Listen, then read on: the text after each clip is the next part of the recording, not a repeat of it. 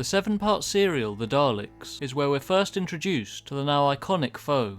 The story picks up from the last serial, as the Doctor and the Tardis crew land on an unknown planet.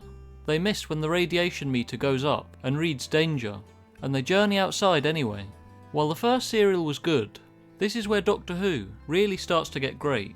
The story has mystery, suspense, and even a little bit of horror. So let's see if it still holds up today, after over 60 years.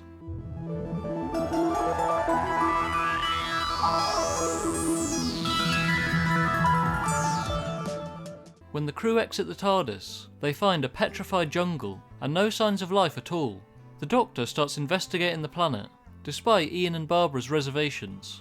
They also aren't happy after learning in the last episode that the Doctor doesn't actually know how to control the Tardis properly, and that they may never get home. There's a nice little scene between Ian and Barbara. She tells him she's worried they'll never get home, and admits that she's not really an adventurer. Well, why doesn't he take us back? I'm not sure that he can. Whatever? I counted so much on just going back to things I recognize and trust. But here there's nothing to rely on, nothing. I'm afraid I'm a very unwilling adventurer. And I'm not exactly reveling in it myself. They soon discover a city that appears abandoned, past the jungle. The music is great throughout the serial, particularly when they find the city. The others want to go back to the Tardis, but the Doctor has other ideas. He's desperate to investigate further, but he seems to be convinced by the others to go back. Very well then, I shall look at it myself alone. You're the only one who can operate the ship. I'm afraid I can't let you do that, Doctor. Back in the Tardis, the characters start getting to know each other, as Barbara and Susan talk, and Ian tries to learn about the Tardis, though that doesn't last very long. I was wondering if perhaps my dear boy, these eternal questions of yours. Do I know where we are, I suppose? You've uprooted us violently from our own lives. You've pushed your way into the ship, young man. The Doctor agrees to leave. They're about to dematerialise, when the Doctor secretly removes the fluid link. He tells the others they'll need to get some mercury to refill it again, which gives them a convenient reason to have to go into the city. The early Doctor's actually so funny, the way he just goes about lying and manipulating, and he isn't really the hero he becomes yet. There's the city. Yes, the city, of course. Of course, we're bound to get some mercury there. Yes, we're bound to. Seems we have no alternative. We have to go to the city. At first light, then? When Susan was in the jungle, she felt someone touch her shoulder. The Doctor was reluctant to believe her, but when a box of strange vials appears, he can't deny it any longer. They aren't alone. They leave the vials in the TARDIS. As they journey to the city, they all start feeling weak. Barbara is split off from the rest of them, and is trapped in the claustrophobic corridors of the city. The eerie music really shines in these scenes, and of course the episode ends in a cliffhanger, as a creature moves in towards her. These scenes with Barbara were the ones I covered in my first Doctor Who video, and it really would be quite scary for younger viewers at the time. But in the next episode, things only get worse. We are first introduced to the Doctor's arch nemesis, the Daleks. I much prefer the original Dalek voices, and the black and white picture makes them look a lot creepier. Also the fact that they don't just mindlessly kill straight away. This time they incapacitate their enemies, like they do with Ian, and they capture the TARDIS crew, rather than killing them, so the Daleks can interrogate them and see what there is to learn. The Doctor meanwhile learns they have radiation sickness, and that's why they've all become weakened. Most of all the Doctor. Radiation sickness? Yes, I'm afraid so. The atmosphere here is polluted with a very high level of fallout, and we've been walking around in it completely unprotected. He also admits to the others what he did with the fluid link. While I do like the Daleks, I will admit they do look a little silly, and when there are long speaking sections with them, it can drag, due to their distorted ring-modulated voices. Direction is being followed on the radio. Mark her movements carefully. I understand. If she returns, allow the prisoners to use it. No. But despite their silly appearance, they're still one of my favourite Doctor Who villains, perhaps after the 60s Cybermen.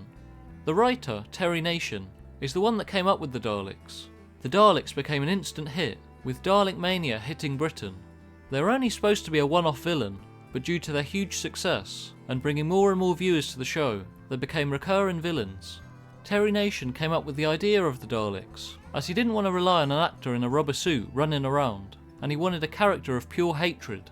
The fact that they seem so unhuman works in their favour, especially with the cold voices, even if they do have an egg whisk and a plunger for arms. What I love about the first 4 episodes is the escalating stakes. It actually managed to feel tense, even when I re-watched it, despite me knowing what would happen. It turns out that the vials were really anti-radiation drugs. The Doctor and Barbara are too weak to go back for them, and Ian still can't walk, so it's up to Susan. The Daleks would only let one of them go anyway. She reaches the TARDIS alone, and by episode 3, she meets the person who left the drugs in the first place. The Daleks aren't alone on the planet, and we learn there's been a long war with the Thals that destroyed the planet. While the Daleks mutated into what they are now, the Thals instead became pacifists. They also remind me of some kind of fantasy faction, with names like Nemeses and Aladdin. When Susan returns to the others, they make their escape. They learn that the Daleks receive their power through the floor, so the crew use a cloak that Susan got from the Thals to cut the power off from the Dalek that enters their cell. They also manage to blind the Dalek with mud from their shoes. As they open up the trapped Dalek, we see that the Doctor and Ian learn what's inside. Susan, Barbara, go in the corridor and keep a lookout. In episode 4 they make their escape, with Ian inside the Dalek, in a tense escape scene. And this is the first episode the Daleks say exterminate. They are to be exterminated. Back in the jungle, Ian tries to get the Thals to fight, but they refuse, and the Doctor doesn't want to interfere.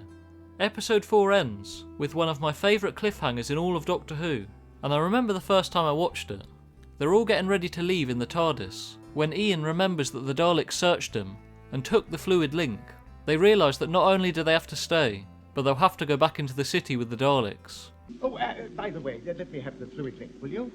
Fluid link? You've lost it? Ian, you can't have. No. The Daleks took it from me when they searched me. It's down there somewhere, in the city. Unfortunately, episodes 5 and 6 are where the serial starts to drag. Up until then, it had been great. Basically, both episodes of the TARDIS crew and the Thals trying to get back into the city, and episode 6 is essentially them trying to cross a big hole. However, there are a few interesting moments, like the Doctor and Susan getting captured again, and we learn that the Daleks will die without radiation, as they've become immune to it. The Daleks also plan to detonate another neutron bomb, to flood the planet with radiation. The final episode returns to form, with the conclusion of the story. Ian, Barbara and the Thals reach the city, and rescue the Doctor and Susan. They take out the Daleks' power source, and stop the bomb. After finally retrieving the fluid link, the TARDIS crew set off again, and of course it ends on a cliffhanger, with the TARDIS appearing to explode. The serial is not only tense, but it also explores themes of war and pacifism, and whether it's right to commit violence in order to survive. Pacifism only works when everybody feels the same. Yes, but are they really pacifists? I mean, genuinely so. Or is it a belief that's become a reality because they've never had to prove it? William Hartnell is great in this serial. The early Doctor is still selfish and manipulative. We're not leaving until we've found Barbara. Very well. You may stay and search for her if you wish, but Susan and I are going back to the ship. With me to lead them, the Thals are bound to succeed. The Thals won't fight. They're against war. No time for morals. They must fight for us. Why? Oh, my dear young lad. Ian, can't you see? If only we can get the Thals to attack the city, we could beat the Daleks and get the link That's back. just common sense. Young lady, I've been underestimating you. I will not allow you to use the Thals to fight for us. Ian is basically the hero of the story. Ian's gone from being a science teacher to rallying Thals into battle against the Daleks, and Susan meanwhile is starting to find her feet, having to cross the jungle alone. While the serial is probably too long, I still loved it, and it was a great introduction to the Daleks. It also cemented the idea that Doctor Who could be scary, and also have something to say about the real world. I'd rate the serial an 8 out of 10. I'd recommend it to any fans of classic Who, as long as you're able to get past the older look it has. The city is clearly a model, and there are even Dalek cutouts and painted backgrounds to save time and money, but that sort of stuff usually doesn't bother me, as long as the story's engaging. If you'd like me to continue this review series, let me know in the comments. Also, I'm trying to reach 1,000 subscribers, and I'm actually almost there, so if you'd like to support the channel, please like the video and subscribe. I'm Firelink Frontier, and thanks for watching everyone.